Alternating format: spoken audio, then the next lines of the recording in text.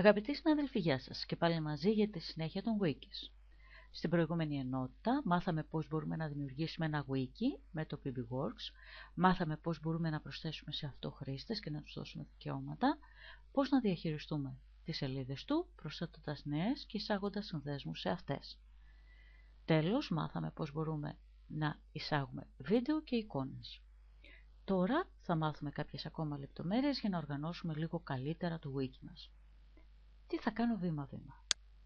Ανοίγω το χώρο διαχείρισης των wikis μου και θα επισκεφτούμε μαζί το wiki που έχει δημιουργηθεί για τους εκπαιδευτικούς στο Σίδνεϊ από τη Μαρία Τιτζεράκη όταν δούλευε στο γραφείο εκπαίδευσης εκεί. Με ενδιαφέρει γιατί κάποιοι από εσάς είναι σχολικοί σύμβουλοι και μπορούν να χρησιμοποιήσουν το wiki για να επικοινωνούν και να οργανώνουν καλύτερα τη δουλειά τους με τους εκπαιδευτικούς της περιφέρειάς τους. Δηλαδή το wiki δεν είναι ένα εργαλείο που μπορεί να χρησιμοποιηθεί μόνο στη σχολική τάξη, αλλά σε οποιοδήποτε άλλο τομέα της εκπαίδευσης. Τι μου αρέσει αυτό εδώ το wiki. Η Μαρία εδώ αριστερά έχει οργανώσει όλους τους συνδέσμους που οδηγούν στις σελίδες που έχει προσθέσει, σαν ένα είδος περιεχομένων. Πώς το έχει κάνει αυτό? Αν πατήσω το edit, θα δω ότι η Μαρία στην ουσία έχει εισάγει ένα πίνακα, από το table από εδώ παίρνει ο πίνακας και εδώ στο αριστερό κελί έχει βάλει όλους τους συνδέσμους που οδηγούν στις άλλες σελίδες. Θα σας πρότεινα, αν όχι σε όλες, τουλάχιστον στις περισσότερες σελίδες που θα φτιάξετε, αυτή εδώ η αριστερή στήλη να υπάρχει πάντοτε για να μπορεί κάποιος να μπει από τη μία σελίδα στην άλλη χωρίς να χρειάζεται να γυρίσει στην αρχική σελίδα για να πάει στη σελίδα που τον ενδιαφέρει. Απλώς είναι ένας καλός τρόπος οργάνωσης, γιατί βέβαια μπορεί να μπει και από εδώ δεξιά στη σελίδα που τον ενδιαφέρει ή στο φάκελο που τον ενδιαφέρει. Να βγω από εδώ και να δω τι άλλο έχει βάλει. Έχει βάλει μία σελίδα με τους participants, δηλαδή με αυτούς που συμμετέχουν σε αυτό το wiki, με μια φωτογραφία, με το όνομά τους, με το email τους, δύο λόγια για αυτούς. Είναι πολύ καλό. Μπορείτε να το χρησιμοποιήσετε με την προϋπόθεση ότι αν το χρησιμοποιήσετε με τους μαθητές σας, το wiki σας δεν θα είναι ανοιχτό στο κοινό. Έχει οργανώσει όλο το υλικό της σε μία σελίδα, οπότε όποιος θέλει μπορεί να μπει και να πάρει είτε εικόνες, είτε υλικό ή οτιδήποτε άλλο χρειάζεται από έναν τόπο που είναι συγκεντρωμένα όλα. Και με ενδιαφέρει εδώ πέρα αυτό που η Μαρία το ονομάζει help, βοήθεια, και δεν είναι τίποτα άλλο παρά οδηγίες για τους χρήστες υπό τη μορφή ερωτήσεων και απαντήσεων. Δηλαδή, πώς μπορώ να προσθέσω κάτι σε μια ήδη υπάρχουσα σελίδα, τι δικαιώματα έχω στο wiki, πώς μπορώ να σβήσω ένα σχολείο μου, πώς μπορώ να ανεβάσω ένα αρχείο. Αυτή εδώ η σελίδα είναι πάρα πολύ χρήσιμη και θα σας πρότεινα να τη συμπεριλάβετε οπωσδήποτε στο wiki σας. Εμείς θα την έχουμε στο wiki της ομάδας σας. Μπορείτε να την αντιγράψετε, να την τροποποιήσετε και να τη συμπεριλάβετε στο δικό σας wiki. Γυρνάω τώρα σε ένα wiki που έφτιαξα για τους σκοπούς εκπαίδευσης για να σας δείξω κάποια ακόμα πράγματα. Edit. Δεν μ' αρέσει το front page. Αλλάζω τίτλο για την πρώτη σελίδα και του δίνω εγώ τον τίτλο που θέλω ανάλογα με το περιεχόμενο του wiki μου. Το έχω ονομάσει ας πούμε την πρώτη σελίδα επιμόρφωση. Τι άλλο μπορώ να αλλάξω εκτός από το όνομα της πρώτης σελίδας? Μπορώ να βάλω, θυμόσαστε, ένα quiz. Θυμόσαστε εδώ, σε αυτό το wiki που έφτιαξαν όσοι συμμετείχαν στο πρώτο μάθημα για το Web 2, μία ομάδα είχε φτιάξει αυτό το wiki και κάπου είχαν μία δραστηριότητα. Είχαν ένα quiz. Κάποιοι έκαναν παρόμοιες ερωτήσεις για το πώς δηλαδή μπορούμε να βάλουμε τέτοιου είδους εφαρμογές μέσα στο wiki να τρέχουν. Εγώ έφτιαξα ένα υποτυπώδες quiz για να δείτε πώς θα το κάνω και να κάνετε και εσείς το ίδιο.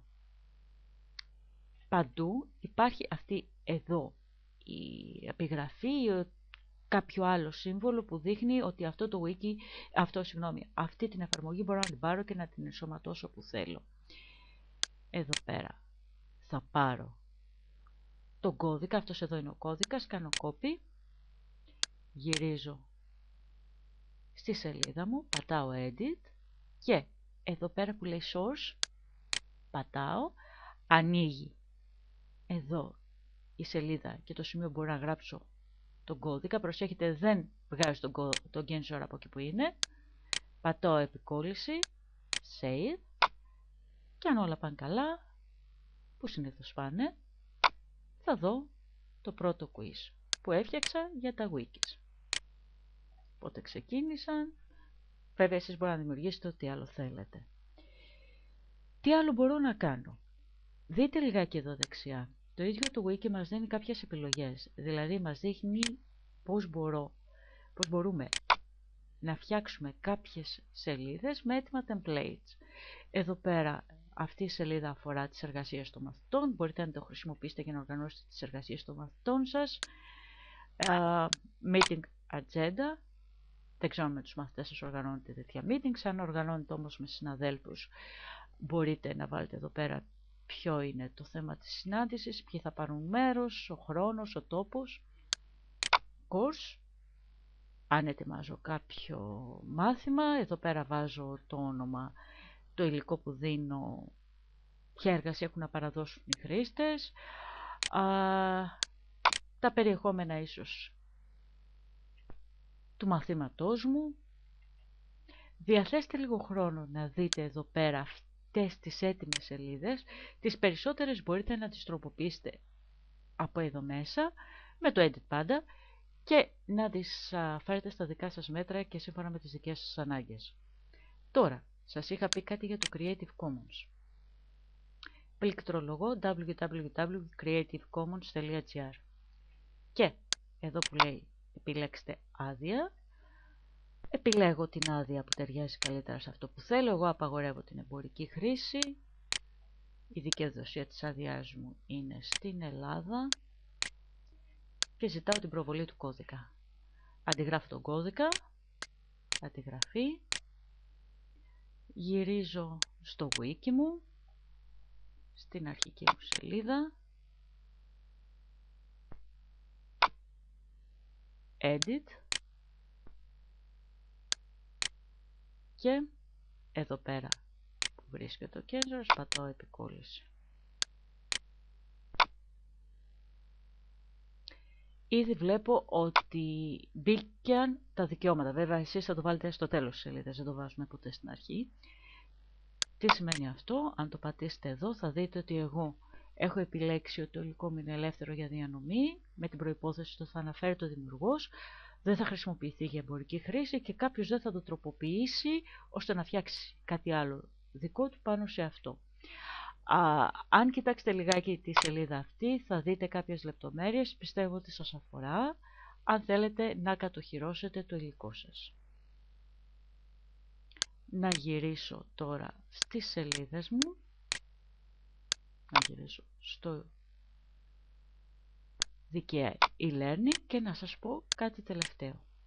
Αν θέλω να μπορεί κάποιος να βρει κάτι που έχει σχέση με το περιεχόμενο της σελίδας μου γρήγορα και εύκολα, βάζω κάποιες λέξεις κλειδιά.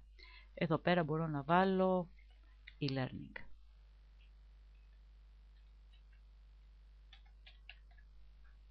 Τα tags που λέμε. Έτσι κάποιος μπορεί εύκολα και γρήγορα να δει αν θέλει κάτι για το e-learning που θα το αναζητήσει μέσα σε αυτό το δικτυακό χώρο. Σας εύχομαι καλή συνέχεια και καλή δουλειά στις ομάδες σας. Σας ευχαριστώ πολύ.